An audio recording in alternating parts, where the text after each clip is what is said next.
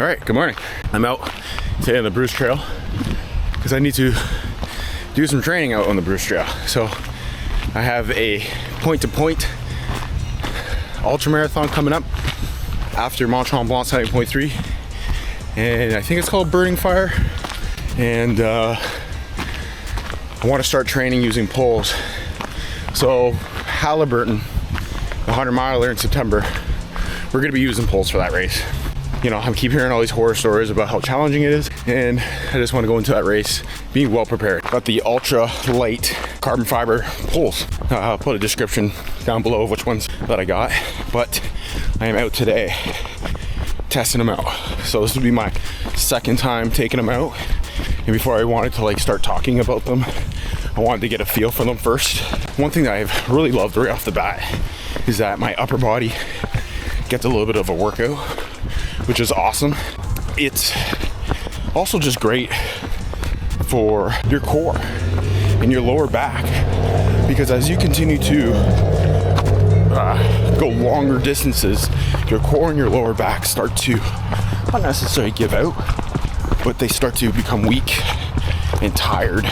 You're gonna start to lose that ability to keep yourself upright, and the back's gonna start to get exhausted and tired. So having the poles is going to allow you to stay vertical for a little bit longer, but doesn't mean you neglect strength training in these areas. So that was something else that had crossed my mind, that yes, you have poles, they're supportive, but you still need to do the outside work when you're not using the poles. And what I mean by that is still hitting the gym, still training your upper body, still doing core work, back, arms, shoulders. All that stuff is going to provide you longevity and endurance while using the poles, because you still need to have some sort of strength, still some upper body strength to be able to use them for long durations of time. And then also grip strength. Yes, you do get these little fancy gloves, but if you're not training your grip strength, doing deadlifts, pull-ups, dead hangs, all these things that work your forearms and your hands, you're gonna get calluses and blisters really quick because you aren't putting in any time in the gym. And then your shoulders, you could get a shoulder injury, a back injury from using poles because your upper body's not strong. So I'd really encourage you to do some strength training. Find a good program that will help minimize the poles becoming an issue, and them being more of a benefit than something that's just gonna slow you down or cause another injury. Second thing is they save your legs, obviously, which is really sweet. And next thing too, with these poles, they come with these gloves. As you can see here, they got a little hook at the top that hooks on. It helps with the pole not sliding down in your hands, and it just gives you more of a stronger grip as you pull when you're going up elevation and stuff like that. And that's mainly what they're made for, is for saving your back on the elevation, and then balance and stability, going things that might be a little bit more technical. They definitely build confidence in the trail. So if you're somebody that may experience a lot of ankle rolls or issues with your knees and hips, I'm telling you, get poles. That will help give you an extra base of protection if your stability and balance is not all that good. Especially in a more technical trail, you got to be really switched on where you're stepping and stuff like that. And then you just kind of throw them into your custom Solomon quiver back here, which I had to order separately. Something else to be mindful of when you are storing them back in your quiver, make sure that the pointy ends are pointing down towards your butt, because you do not want to fall and have one of those spike in the back of the head. Okay, so another thing with your poles, when you are purchasing them, they're gonna go off of your height, how tall you are.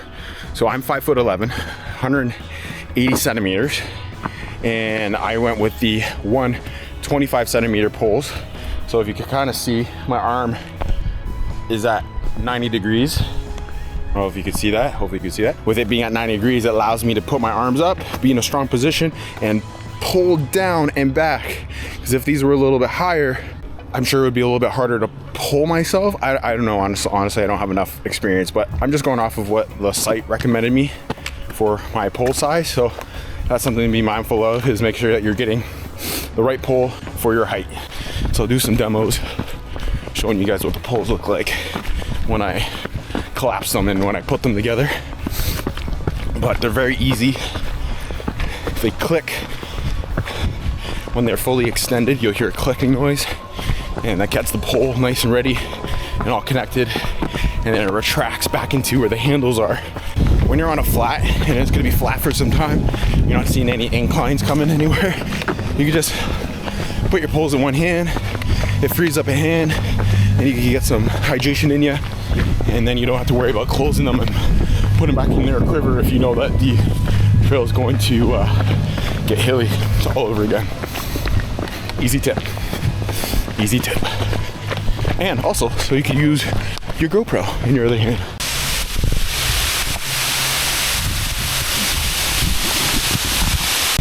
All right, Falkers Falls, one of Hamilton's iconic waterfalls. It's all blocked off and fenced off now. People like to play in the water, let's say. So what I learned from doing my first 100-kilometer ultra marathon that happened 2 or 3 weeks ago. So the first thing was that my feet started to get sore about 58 kilometers in, 65 kilometers in, and I was like, why is that? Like, why is it not my quads, my hips, lower back, abs? So I've done a lot of treadmill training. Like, I'm constantly on the treadmill. It's convenient, it's brand new, and I just thought that it would have been a benefit training on the treadmill to like minimize how much I'm in the trails, but I think it did me the opposite. It wasn't a benefit. It made my feet weak. And what I mean by that is that you're running on a flat surface for hours, you're doing your workout, whatever, sure, but there's something about being in trail shoes and running on uneven surfaces and working your ankles and putting your feet in different positions, right, and working all those little muscles and ligaments and tendons, right, where you're not getting that on the treadmill. So that was my first mistake. Second mistake was not using caffeine. Oh, almost rolled my ankle, look at that. At the like 8-hour mark, I was tired. I was done. And I usually have about 2 to 3 coffees a day.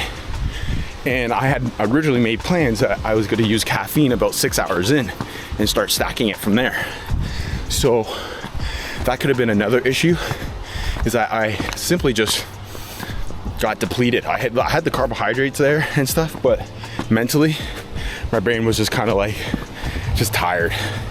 So I'm going to start to test more with caffeine in my training for my longer day training sessions. So I'll do the first 2 hours with just a cup of coffee before the run, and then after that 2 hour mark I'll start to introduce caffeine for the last little bit.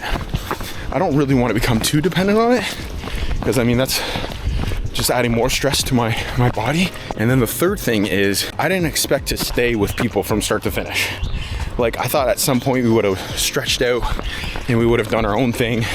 And I had said to Sean originally, I'm like, hey man, I'm gonna run with you for the first lap, and then after that I'm gonna turn it up. Well, the complete opposite effect happened. I needed these guys more than anything. So having a plan of being with a group of people, you guys all come to a conclusion that, hey, we're gonna run this together, is crazy. Because like, yes, it's a self-supported race. Yes, you have your like support crew at your tent when you finish the lap or whatever, but having a group to like motivate you, get you moving faster, or just be a morale boost, whether it's conversation or a tactic that they might be using to keep them moving forward, that was a huge win for me. Huge win. And then also, tip number 4 is that sometimes you just need to think about your race, right? At one point, like I said, I had to let the group go. They weren't making me go faster or slower by any means. It was just the fact that I hit a low point and I had to figure it out on my own, and what that was to, and what I needed to just keep moving forward. So just racing your own race, taking your time, catching your breath, and creating space for yourself just to think and just be able to figure out what it is that you need in that moment to keep moving forward. Fifth point that I learned is that having all the gear for worst case scenario. So packing a wind jacket, packing a rain jacket, or a downfill jacket if it's really cold, and just having those easily accessible would definitely be clutch, 100%. And then even poles too, if you feel like you needed poles. I didn't think I needed poles for Sulphur Springs. It's more of like a flattish kind of trail, not super technical and really hilly. So yeah, I hope that helps you guys. If you have any questions, please drop them down below. I'll be more than happy to help you out. Also, guys, I really love it when you come up and say hi to me. Like, it's been happening quite a bit lately at all the races that we've been going to, and I say I love it. I love meeting new people, like finding like-minded individuals like Aaron and I. So please say hi. If you're close by, come and hang out with our Bar High endurance group. We run together every weekend, either Saturday or Sunday.